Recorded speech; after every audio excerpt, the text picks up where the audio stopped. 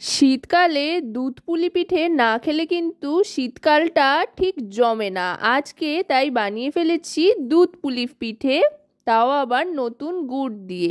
রান্নাবাটির পক্ষ থেকে সকল দর্শক বন্ধুদের স্বাগত জানিয়ে শুরু করছি আজকের রেসিপি দুধ পুলি পিঠে।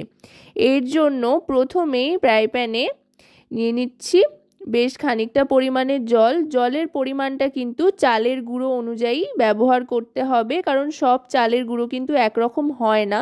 কোনো চালের গুঁড়ো কাই তৈরি করতে বেশি জল লাগে, আবার কোনো চালের গুঁড়োর ক্ষেত্রে কম জলেই হয়ে যায়। এই চালের গুঁড়োটায় দেখলাম কম জলেই হয়ে যাচ্ছে। এখানে 1 বাটি পরিমাণে জল নিয়ে নিয়েছি আর চালের গুঁড়ো নিয়েছি 250 গ্রাম পরিমাণে। তাতেই কিন্তু চালের কাইটা তৈরি হয়ে গিয়েছিল। আপনারা যখন বানাবেন তখন চাল আর জলের পরিমাণটা একটু বুঝে নেবেন, মানে চালের গুঁড়ো আর এই জলের পরিমাণটা। এবার এটা নাবিয়ে নিয়ে হাতে সয় এমন ঠান্ডা করে নিয়ে ভালো করে মেখে রেস্টে রেখে দিলাম বেশ খানিকক্ষণের জন্য। এবার পুরটা তৈরি করে নেব। তার জন্য প্রথমেই নিয়ে নিচ্ছি গুড়। খেজুর গুড় নিয়ে নিলাম, সামান্য একটু জল দিচ্ছি, এতে গুড়টা তাড়াতাড়ি গলে যাবে। এখানে 150 গ্রাম মতো খেজুরের গুড় নিয়ে নিয়েছি আর তার সাথে নিয়ে নিচ্ছি নারকেল কোড়া। মাঝারি সাইজের একটা নারকেলের অর্ধেক অংশ নিয়ে নিয়েছি গ্রেট করে বা কুড়িয়ে। এবার গুড়ের সাথে নারকেলটাকে প্রথমে ভালো করে মিশিয়ে নিতে হবে। দেখুন গুড় আর নারকেলটা কিন্তু মোটামুটি ভালোই মিশে এসছে। এবার কিন্তু গ্যাসের ফ্লেমটা একেবারে মিডিয়াম টু লোতে করে দিতে হবে। গ্যাসের ফ্লেমটা যদি বাড়ানো হয় তাহলে কিন্তু লেগে ধরতে পারে। এবার দিয়ে দিচ্ছি আমুলের গুঁড়ো দুধ। চাইলে আপনারা লিকুইড দুধ এতে ব্যবহার করতে পারেন, তবে তাতে করে কিন্তু পুরটা তৈরি করতে অনেকটা বেশি সময় লাগবে। এখানে 20 টাকার প্যাকেটের একটা আমুলের গুঁড়ো দুধ দিয়ে দিলাম অর্ধেক। চাইলে আপনারা 10 টাকার প্যাকেটের আমুলের দুধের 1 প্যাকেটও ব্যবহার করতে পারেন।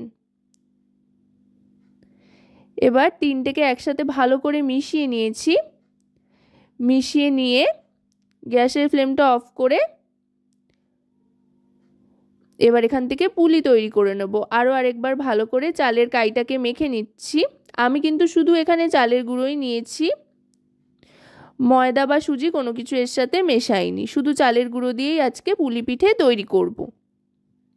এবার এর থেকে পুলি তৈরি করে নিচ্ছি লেচি কেটে একটা একটা করে। এক্ষেত্রে কিন্তু বলবার তেমন কিছু নেই, পুরোটাই হচ্ছে দেখবার।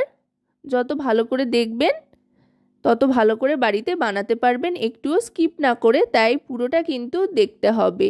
যারা প্রত্যেক বছর বানান বা শীতের সময় বানান তাদের ক্ষেত্রে তো আলাদা করে আর বলার কিছু নেই, তবে যারা নতুন নতুন বানাচ্ছেন তাদের জন্য কিন্তু এই ভিডিওটা খুবই কার্যকরী বলে আমার অন্তত মনে হয়।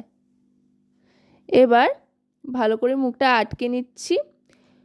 পুলির মুখটা এইভাবে আটকে নিয়েও কিন্তু পুলি পিঠে তৈরি করে নেওয়া যায়, তবে যদি চান তো একটু সুন্দর করার জন্য পুলির মুখটা এরম ভালো করে চেপে একটু পাতলা করে নিতে হবে। তারপরে এইভাবে মুড়িয়ে দিলে কিন্তু দেখতে বেশ সুন্দর লাগে, একটা ডিজাইন হয় বেশ।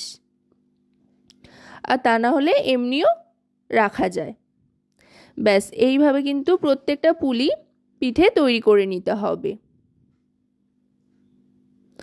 আমি প্রত্যেকটা তৈরি করে নিয়েছি। তৈরি করে নিয়ে আপাতত এই থালাটার মধ্যে রাখছি।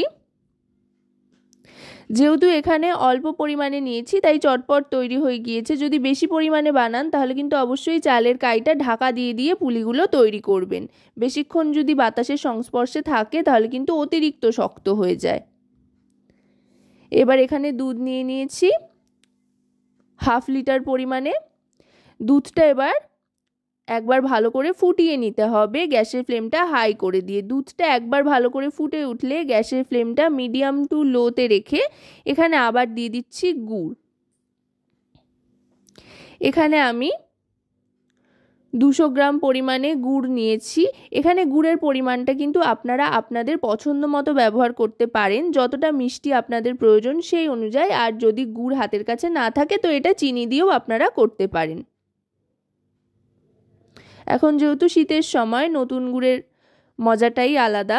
দেখুন গুড়টা কিন্তু গলে গিয়েছে আর খুব সুন্দর ফুটতে আরম্ভ করেছে দুধটা। এবার এর মধ্যে এক এক করে পুলি পিঠেগুলো ছেড়ে দেব। যেহেতু এটা সম্পূর্ণটাই চাল দিয়ে তৈরি, তাই পিঠেগুলো ছেড়ে দিয়ে কিন্তু বেশ খানিকক্ষণ ভালো করে ফুটিয়ে নিতে হবে, যতক্ষণ পর্যন্ত না এই পুলি পিঠেগুলোর রং বদলে আসছে। দেখবেন ফোটাতে ফোটাতে এই পুলি পিঠেগুলোর রং কিন্তু অনেকটাই বদলে আসবে। এটা যে সেদ্ধ হয়ে গিয়েছে সেটা কিন্তু রং বদলালেই আপনারা বুঝতে পারবেন।